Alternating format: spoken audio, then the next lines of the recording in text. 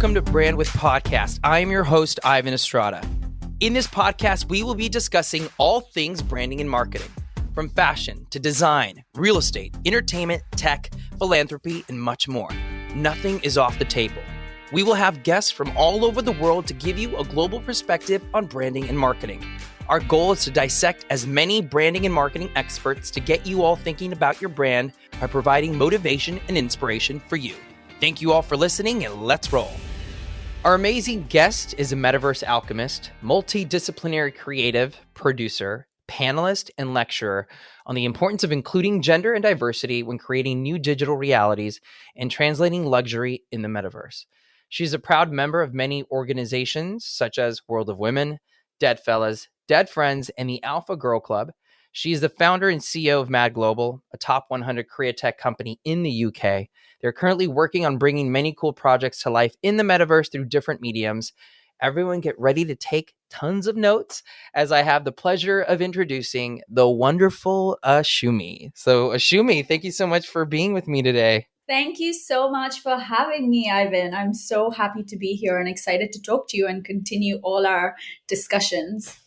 Absolutely. Ashumi and I we always have discussions before we even record, and it's, always so organic, and she has so much to say and so much to offer. And, it's such a pleasure to have you on, as I know you're super busy. And this world, which is such an interesting world, this metaverse, I'm stoked. I'm very excited for the future. I'm excited for the possibilities that it's going to create for myself, for my future children, for the future children of our children. And so we'll get started. So Ashumi, how did you get started in Web3, and how do you see Mad Global, specifically Mad XR, adapting to Web3? Okay, so my personal journey started back in 2019, and a few things happened simultaneously for me. I started investing in crypto because I was introduced to it by a friend who had been in the blockchain right from the start in, 2013, 2014. And I just really started researching and reading white papers and learning more about what the blockchain was as a technology. And then I started investing, just on a personal level in crypto. And then simultaneous to that, at Mad Productions, we started doing projects for luxury brands that we were already working with in the traditional and analog space. And these were brands that were leaning towards using immersive technologies such as AR and VR, and connecting them into, let's say, points of sale, retail, and e-com. And that's really how we started sort of doing business in the space. And then fast forward to 2020, when the pandemic hit, I already was sort of researching ways to get back to school. I went back to do an executive education program with Cambridge University's Judge Business School. And I think all these three things together just sort of culminated into what led me down this rabbit hole of Web3 and what is now the Metaverse. So the Web3, what exactly is it? Like, for someone who's never heard of it, like, for example, my mom and dad, when I talk about Web3, they're like, what? What is that? Like, how would you explain it to someone who has no idea what it is? So in really simplistic terms, it is just the next iteration of the internet. It's where the digital and physical will converge, and that will become our new reality. It's going to be a new way that we shop, we interact, we play, we consume. And it's that phygital reality that is the next iteration of the internet, which is what is Web3. Oh, I love that. So it's like more immersive, right? I think nowadays we want to, when we're watching a movie, or when I'm watching a movie, I always think, what would it be for me to like be that superhero, or for me to be in that movie, like to feel what they're feeling and see what they're seeing? Is this kind of what it's going to be like? Is this like more immersive in that way? Definitely. It's more immersive. It's more engaging. And some people have this misconception that the metaverse, for example, is a place or a virtual land or a gaming platform.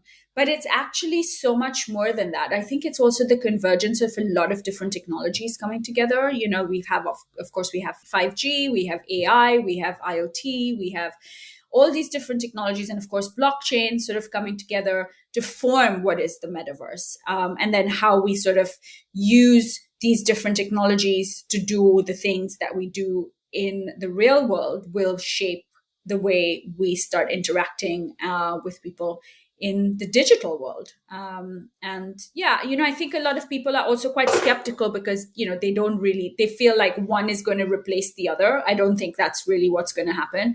I think it's going to be, it's like how we use social media today, and when social media was first becoming quite prominent, people were sort of like, oh, how are we going to sort of distinguish our life on social media versus our real life? And I think you put those boundaries in, people put those boundaries in for themselves, right? It's not something that you need to be necessarily afraid of.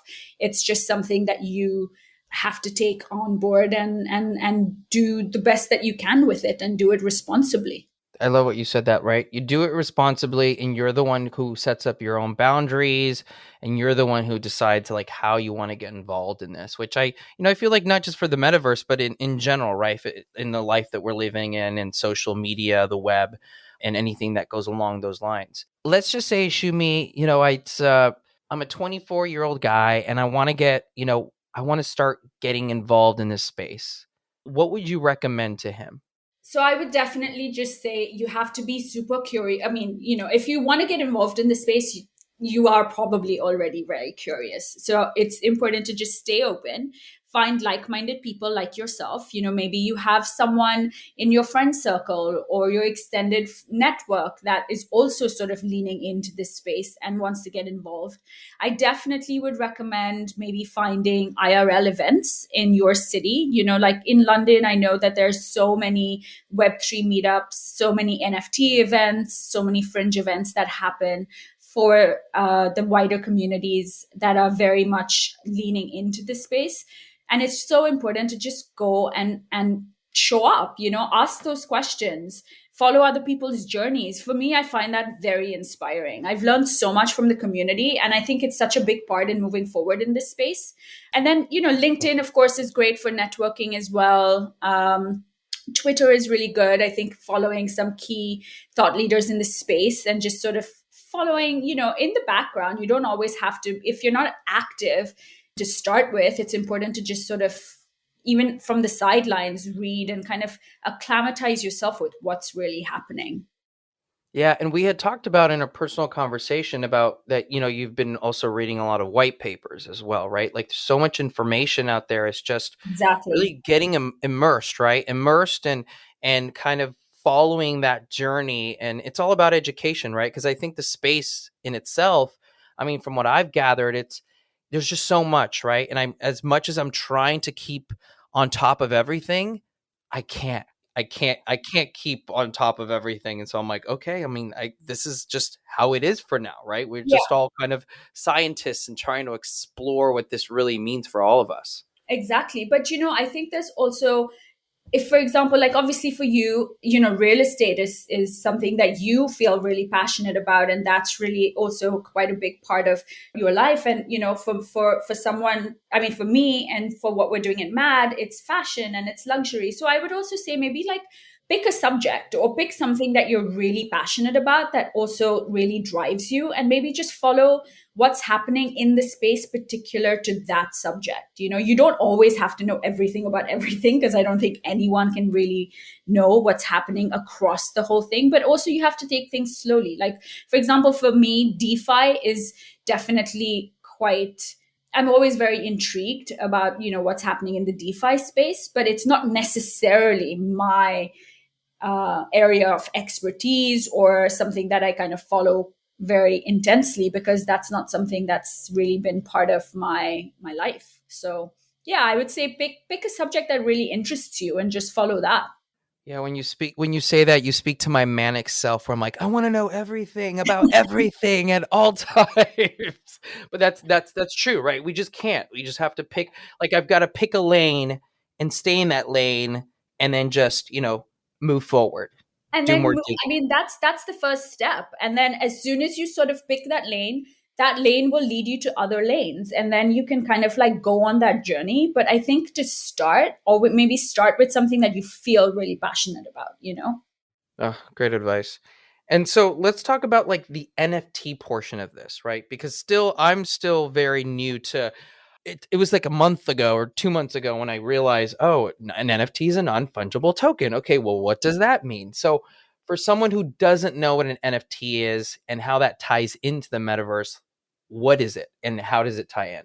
So NFT is exactly like you said, it's a non-fungible token. It's a digital asset. And the way it ties into the metaverse is now that you can actually have ownership over that asset that is linked and connected to the blockchain. It's something that is unique and that is rare, and it's also dependent on the scarcity, right? So it's always something that cannot be exchanged or sold for anything of like value. So what you have and what you hold as your digital asset will always just be unique to that, and for yourself. I think the way in which we and NFTs, I think, is it's also culture. You know, it's the way it's becoming almost as the zeitgeist of culture. You know, we're seeing so many different use cases for NFTs as well, and we're just going to start seeing so many more. It's literally just the tip of the iceberg. Of course, you have the PFP projects, which is super. You know, I'm sure you've heard of course, Bored Ape. They've just launched their Ape coin today, which is massive. And then CryptoPunks, which got bought over by the Bored Ape Yacht Club, Yuga Labs. And there's so much happening in the PFP side of things. Lots of people also use it as as an investment vehicle to, you know, we're seeing a lot of people buy and flip NFTs from on the PFP side. But then, of course, you have the one-of-one NFTs, which are art and collectibles. And then you have the digital wearable side of things that are also NFTs, which you can kind of wear in different sort of games and different metaverses, so to speak. So it's just literally, and then of course, you know, the best one that I actually like is people are starting to also use NFTs as almost like an access pass or like a membership to allow people to kind of give you access to community, to like My BFF is one of my favorite ones. I'm not sure if you've come across that one. They have these friendship bracelets which give you access to women who empower and educate other women and non-binary folk, and, you know, people from the LGBT community. I love that. About everything Web3 and crypto. So it's such a great use case as well, you know, and a great way to kind of use NFTs to sort of harness that power of community. Yeah, I love that. It's like literally what you said. It's like harnessing that power of community and someone who suffers from FOMO. And I'm thinking, oh my God, like I need to get more involved. I need to buy something.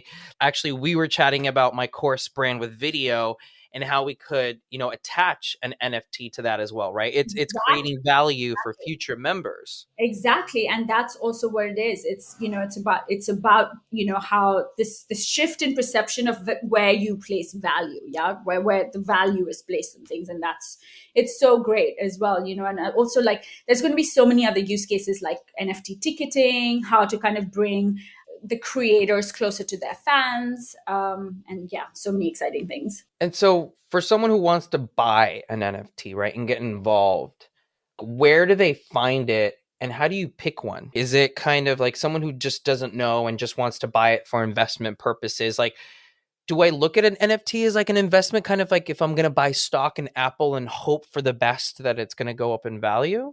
Or is that a different mindset that must be adopted? I think it's different use case NFTs for different purposes, I would say. I think you also, like, I think there's a minimum threshold, right? Like you know, other people who really sort of, or you always say, like, not financial advice, DYOR, which is do your own research. But I would say on minimum, at least put in 50 hours of your own time just researching this space. You know, there's definitely, you should not, I think, definitely FOMO in. You know, I think start with a small project. You don't have to have like a huge buy-in. Get familiarized with actually just how the mechanism of starting a wallet, or, you know, trading or cryptocurrency, because crypto is also inextricably linked to NFTs, right? I think it's important to sort of just familiarize yourself with some of the mechanisms behind what it means to actually buy into the NFT. And also, of course, I think I hear so many horror stories every day of people who have like mortgaged their houses and, Oh God. remortgaged their houses and spent all this money on buying NFT projects. And that's scary to me because, I Scary. don't think you need to spend money that you don't have or that you're afraid of losing or you can't afford to lose. It's really important. I mean, it's a really highly volatile asset class, right? So you have to have the stomach to be able to lose it because it can very most definitely happen. Because also a lot of the NFT projects, it's important to kind of do the research and find out who the founders are. Are they doxed? Do you really know what track record they have? There's so many projects that are just really all about smoke and mirrors. And sometimes even along the journey and the roadmap, they lose momentum or the teams kind of just feel like they don't have the capacity to go on. And then it ends up becoming a rug pull. So there is a lot of things that is happening in the space every day. So you have to just be aware of everything, I think, before making that decision. And then also just be part of the community, just kind of get into their Discord, follow them on Twitter, just make sure that you're really putting all that time into doing the research before getting into it. Yeah, I feel like I need to throw out like a big disclaimer, right? Do not invest your house or your children, right? It's always about like making sure I was always told, invest if you lost it, right? If you lost it all tomorrow, that it would be like, well, it was okay. I invested, it didn't work out. It didn't work out. But mortgaging your house or, spending a huge amount of money on something that is still very unknown, Mhm. to me is dangerous, right? Yeah, and it is scary, and that's definitely something that I think people they just sort of FOMO in. But to be honest, we're still really early. This is something that has to sort of always be said and highlighted because we really still are so early. But there's this sort of I think with just media and everything that you hear about or you see on different platforms, you feel like, oh my God, if I don't buy into it now, I'm never going to make it. Because there's also a lot of this wag me phrase, we're all going to make it is sort of linked to the FOMO aspect of it, right? So everyone feels like, oh my God, I'm not going to make it if I don't buy in now. So it's a bit, yeah. Take your time, do your research, and don't FOMO in. Yeah, and then also, follow your gut, people. I've always with especially with NFTs, I feel that, certain people are buying them hoping that they're going to go up in value, but I think the mindset is like buy something that you feel passionate about or that you have an emotional attachment to, that's saying, well, if it doesn't go anywhere, I'm just proud that I own this NFT, right? This is mine. No Yeah, one can and then you duplicate just it. even maybe just like the art, just at least you then have a nice looking piece of art. Exactly. And so let's kind of switch the conversation a little bit to, diversity and inclusion in the space. I know you and I, huge supporters of this movement, obviously. And so, as a supporter of diversity and inclusion, like how do you see it being considered in the metaverse? Yeah, I think it's for me, obviously I'm Indian, and as a woman working in tech, I don't really necessarily always see or hear people who look like me or sound like me in this space at all. But I think things are now starting to slowly shift and change, where there's been quite a lot of I think the Web3 movement in general has sort of garnered a lot of attention from people who are not just white and male. A lot of people kind of coming into this space, a lot of brands, a lot of companies are also being more mindful of that than they have been maybe in the Web2 space or in IRL and in a more traditional space.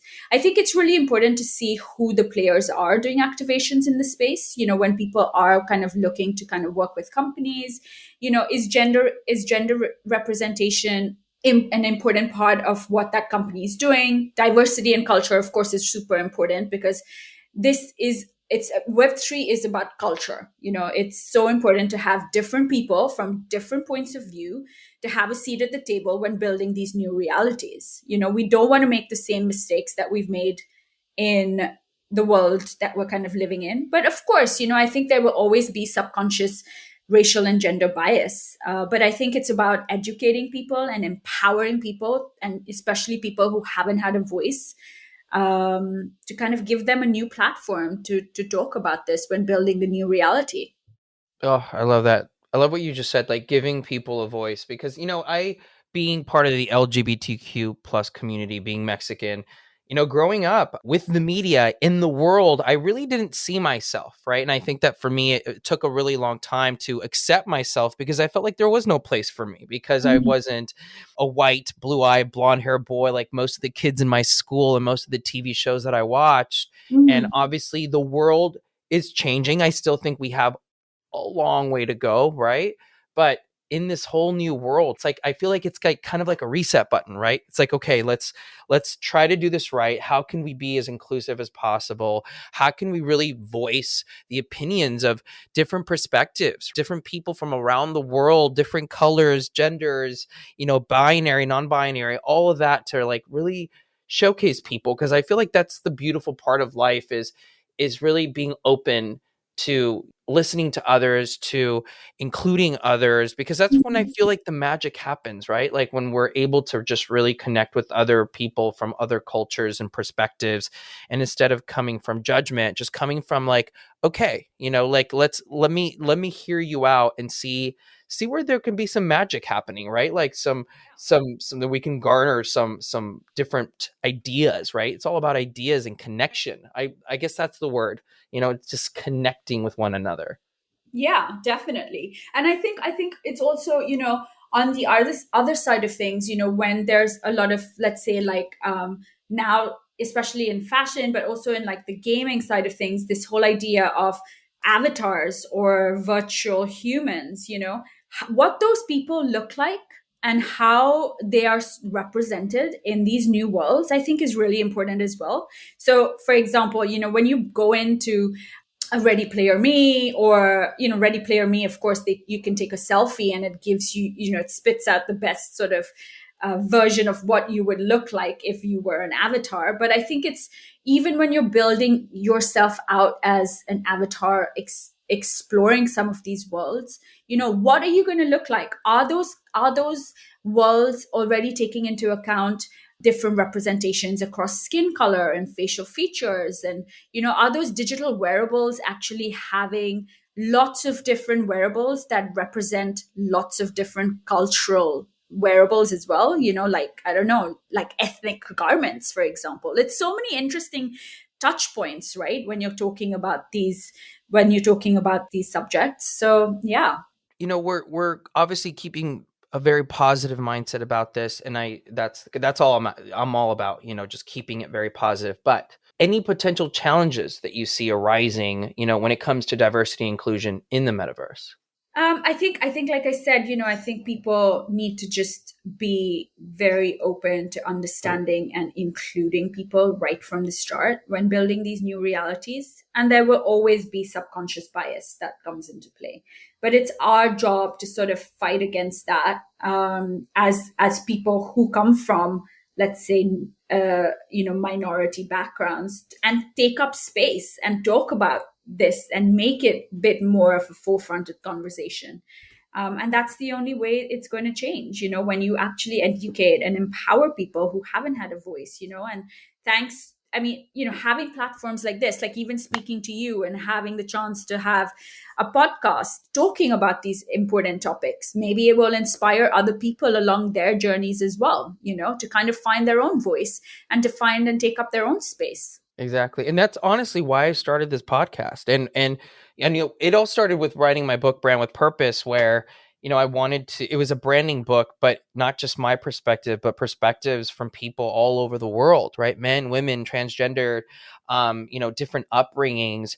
I wanted people to really see themselves in my book. And with this podcast, when I was coming up with the concept, I thought, I want to interview people from all over the globe. I want whoever's listening, whatever age they're in, whatever point in their life they're in, that they can relate to us in some way, shape, or form, where they feel included, they feel heard, they feel inspired and motivated, and they can really kind of see themselves and what's possible for them. And when I think of the metaverse, obviously we're still at the beginnings of everything, but I feel like there's so much opportunity for all of us, for, to reinvent yourself, to really find yourself, to, if it's just financial, then it's just financial. But I think, as a whole, it's an opportunity for a brand new, like, again, the reset, right? Like a reset of something new, which for me is, really, really exciting.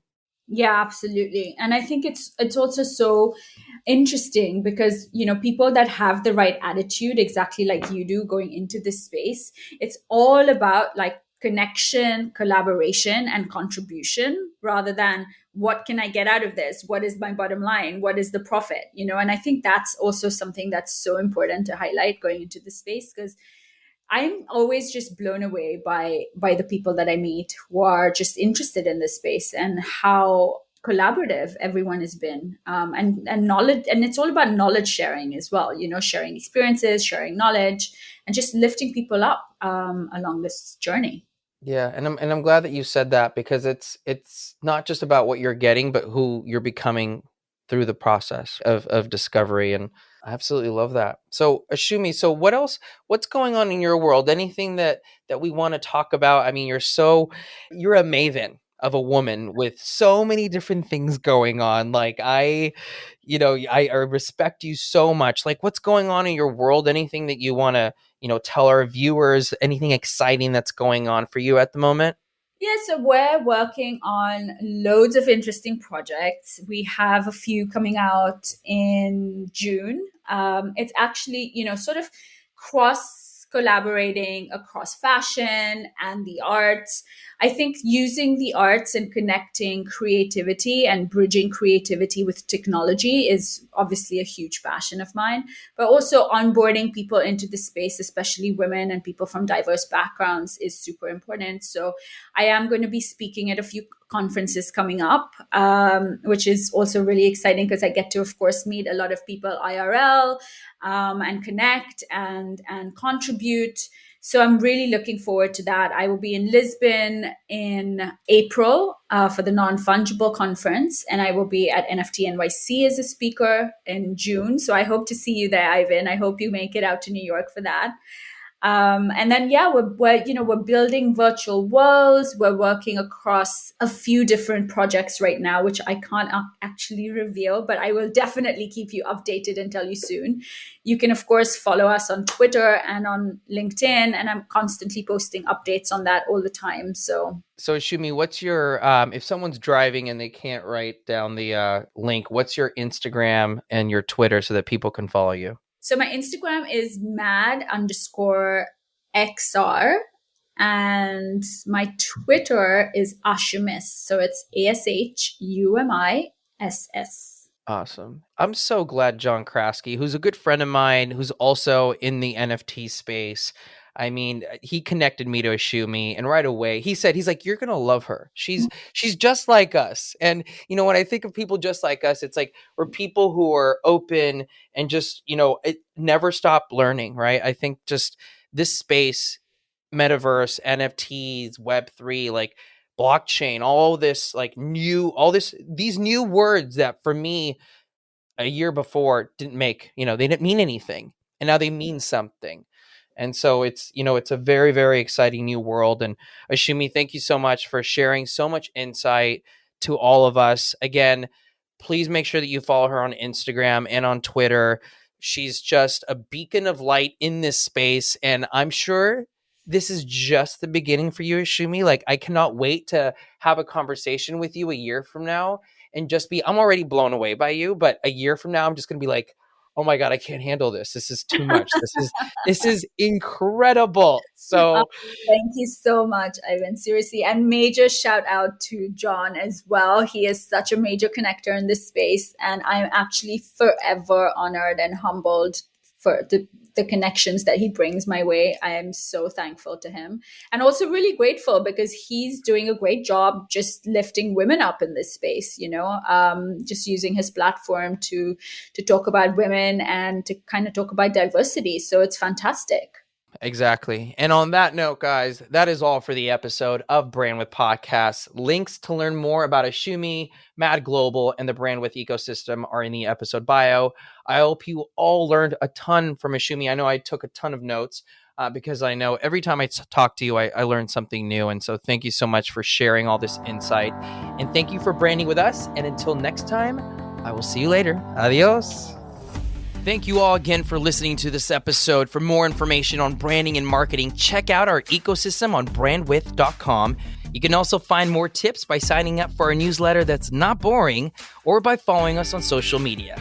If you're looking to get featured on this podcast to discuss your branding or marketing needs, find out how to do so on our website as well. Can't wait for you to brand with us again.